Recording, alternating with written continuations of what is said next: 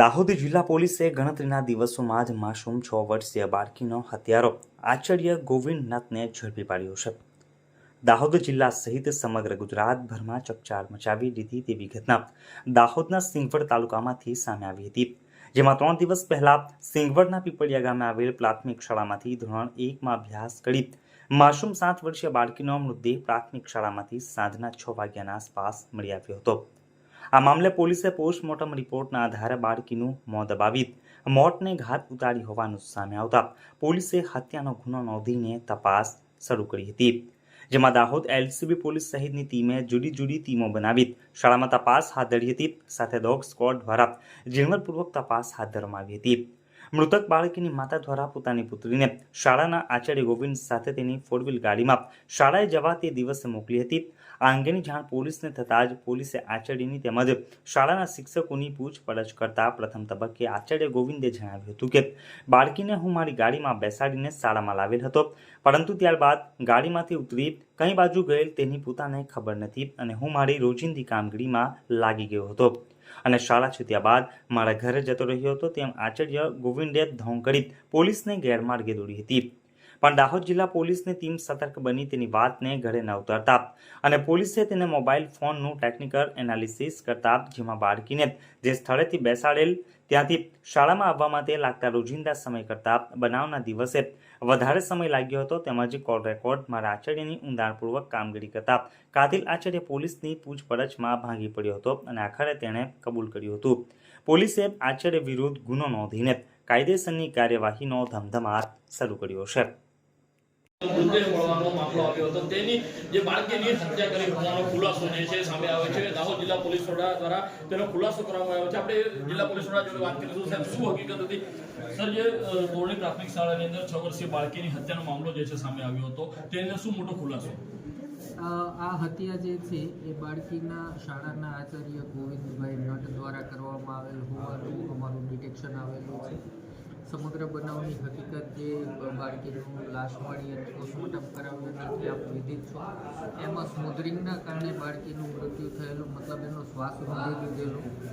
તો ત્યારબાદ દાહોદ જિલ્લા પોલીસની અલગ 10 જેટલી ટીમો બનાવેલી હતી અને તમામ ટીમોને બાળકો પાસેથી વધારેમાં વધારે કેવી રીતે માહિતી મેળવી શકાય એ આશયથી અમે લોકો શાળાઓમાં અલગ ટીમો બનાવી, કોઈ સામાજિક કાર્ય કરતી સંસ્થાના સભ્ય તરીકે, શૈક્ષણિક સંસ્થાના સભ્ય તરીકે, એ રીતે શાળામાં જે બાળકોને મળતા એ હકીકત ધ્યાન પર આવેલી કે આ બાળકી શાળામાં પ્રવેશતી કે પ્રાર્થનામાં કે સવારે દૂધ નાસ્તામાં કોઈએ જોયેલ નહોતી। મતલબ કે આ બાળકીને પ્રિન્સિપાલની ગાડીમાં એની માતાએ બેસાડી પછી ઉતરેલી કોઈએ જોયેલી નહોતી, જે બાબત અમારી શંકાની સોય સીધી પ્રિન્સિપાલ તરફ લઈ જતી હતી।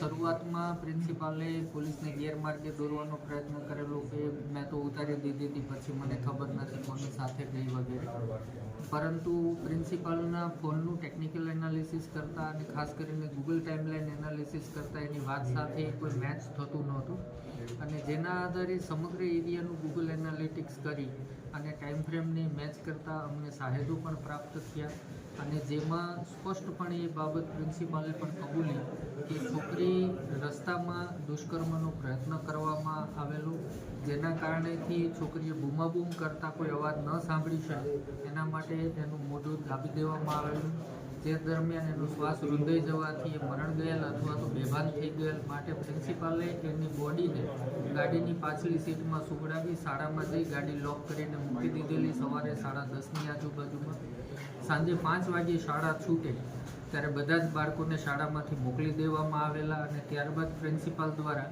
એની ડેડ બોડી ઉપાડી અને શાળાના જે કમ્પાઉન્ડ વોલ પાસેથી મળ્યું ત્યાં મૂકી દેવામાં આવેલ। આ ઉપરાંત બાળકીનું દફતર અને ચંપલ આ ગાડીમાં જે બનાવ બન્યો એના કારણે લેગ સ્પેસવાળી જગ્યામાં છૂટી ગયેલ, તેને પણ બોડી મૂક્યા બાદ પ્રિન્સિપાલ ઉપાડી અને છોકરીના ક્લાસરૂમની સામેની જગ્યાના ખૂણામાં વ્યવસ્થિત રીતે ચપ્પલ, એના ઉપર દફતર ને એના ઉપર એક નોટ મૂકીને ત્યાંથી નીકળે છે, જે બાબતના સાહેદો પણ અમને પ્રાપ્ત થયા છે। આમાં સમગ્ર ગુનાનો ભેદ આ રીતે ઉકેલાયો છે। સર, મહત્વની વસ્તુ એ છે કે આચાર્ય જે સંપૂર્ણ ઘટના બની ત્યાંથી લઈને છેક સુધી આપની જોડે જ હતો, તો એની પર ડાઉટ કઈ રીતે ગયો? આચાર્ય ઉપર ડાઉટ એટલા માટે જોવો સ્વાભાવિક હતું કે છેલ્લે દીકરીને લાઈવ જોઈ ત્યારે આચાર્યની ગાડીમાં બેસાડતી જોઈ હતી, એ પછી કોઈએ દીકરીને જોઈ નહોતી, એ સ્પષ્ટ હતું.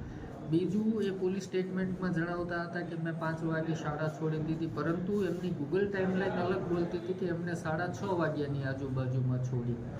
સામાન્ય રીતે શાળા છૂટતી વખતે પ્રિન્સિપાલની ગાડી સૌથી છેલ્લી નીકળતી હતી, પણ તે દિવસે બીજી 2 ગાડી નીકળે પહેલાં પ્રિન્સિપાલની ગાડી ઝડપથી નીકળી ગઈ હતી. આ તમામ બાબતો શંકા પ્રેરતી બાબતો હતી. અને મુખ્ય બાબત જે શાળાના બાળકોએ અમને દિશા આપી કે કોઈ પણ બાળકે આ દીકરીને પ્રાર્થનામાં ગાડીમાંથી ઉતરતી વગેરે જોઈ નથી.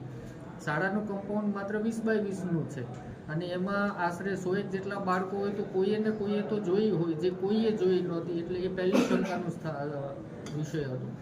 બીજું એ કે જ્યારે બનાવ બન્યો એ જ દિવસે વહેલી સવારે 3:15 વાગે, એટલે 20 તારીખના સવારે 3 વાગે પોલીસથી છૂટા પડી પ્રિન્સિપાલ પોતાની ગાડી ગોધરા મૂકી આવે છે અને એના દીકરાને ગાડી ધોઈ નાખવાનું જણાવે છે. મતલબ એ શંકા વધવી સ્વાભાવિક હતી કે ગાડીમાં કોઈ એવો પુરાવો છે જે છુપાવવાની કોશિશ થઈ રહી છે.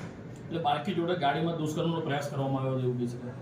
હાલમાં એ બાબતમાં તપાસ ચાલુ છે, પણ આ સમગ્ર ઘટના દુષ્કર્મના પ્રયાસ દરમિયાન થઈ હોવાનું આચાર્ય કબૂલ કરી રહ્યા છે.